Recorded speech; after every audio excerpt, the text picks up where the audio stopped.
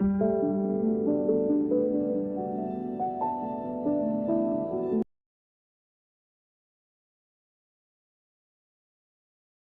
we are going to be basting now. And for the basting, you need your pillow top, you need an inner backing. This will not show, so I like to use just old wide back scraps or any fabric that you have that is big enough. And you can measure it if you want to. I usually don't. I usually just kind of lay it up here and then cut what I need, giving myself like 2 to 3 inches on all sides. But these are the 3 pieces that you need for basting, and I'm going to show you 2 different methods. Pin basting has always been popular, and you just want to use safety pins. These are large pins. They also make pins that are really good for pin basting that have a curve right here. I'm not sure I have any here, but they do make them if you are planning on pin basting a lot. And then I'm also going to show you spray basting, which uses this 505 adhesive. It's a little messy. And then some people like to wear masks when they use it. Do what you think is best. I always baste with this though, but I'm going to show you both. So before we do that, we need to get everything layered up. So if you're pin basting, you are going to layer your inner backing right side down, or, honestly, that doesn't even matter either. Just something like that. Your batting, and my batting is a little bit big, so I'm going to just trim it a little bit, but then your top. So everything should have space for the quilting to shrink things a little bit and, help you get everything on a little easier. Let me get my rotary cutter. And then normally when I'm doing this, I usually just like that. I don't do this for quilts. On quilts, I actually measure everything out. But when it comes to small projects, this is the way I always cut my batting, because I'm using scraps on everything. So I'm using a giant wide back scrap here. I'm using a batting scrap from a quilt here. So I tend to cut mine like that. Let me just trim a little bit more right here. Want some overhang, but you don't want a crazy amount of overhang. All right. So if I was pin basting, I would get myself smoothed out just like this. Smoothed out. And then you start maybe in the middle. You're going to open your safety pin. You're going to get it going through all 3 layers, and then you're going to come back out just like that. And then on the other side, it was looking, it's through all 3 layers, so it shows on both sides. And the thing about this method is that as you start quilting it, you remove your pins. So I would just sit here and put them as close together as you want. I don't know that I would go any further apart than what I've got it here, but this is how you pin baste, and you would go all the way to the edges with this.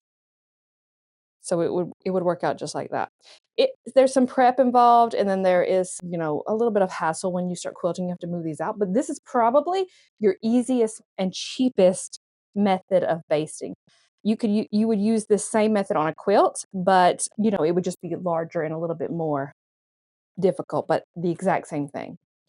Now I'm going to show you the spray basting. Spray basting comes together a little bit differently because you want to only spray your batting. You don't want to spray your top or your back. So let me take all this off. So you would take your batting right side down, right? And then put your backing on, your inner backing on. Right? So like that, smooth it out. And then I like to peel it back about halfway and then start spraying just on your batting. Go all the way to the edges with it. Put your inner backing back and then smooth. So just like that. And then peel this one back. spray.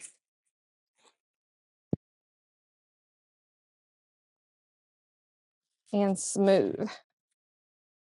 And you don't want any kind of little wrinkles or, little spots. If you do, you might want to press it out because whatever wrinkles you have in this will show up, in your quilt. Not that it really matters on this pillow because again, this will not show. All right, flip it the whole thing over and then now see it's all together. Grab your pillow top and center it.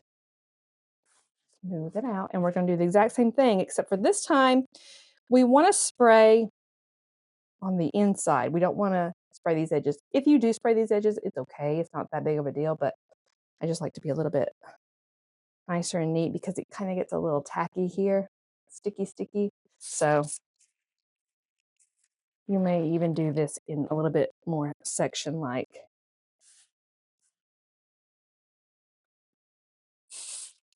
And it holds pretty well. I've got a quilt that I basted over a year ago, and it's still holding together. So it's a pretty good spray, and it supposedly doesn't gum up your needle, although I have found that it does gum it up a little bit. When I'm doing this on a bigger quilt, I would have something on my floor or table just protecting the surface because the spray does kind of get everywhere.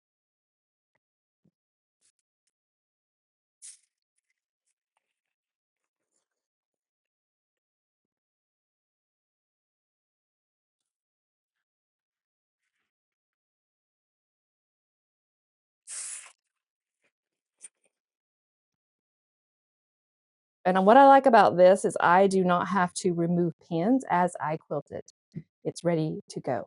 So that is all our basting lessons. I'll put these supplies right below this video. And I'll see you on the next lesson where we start quilting.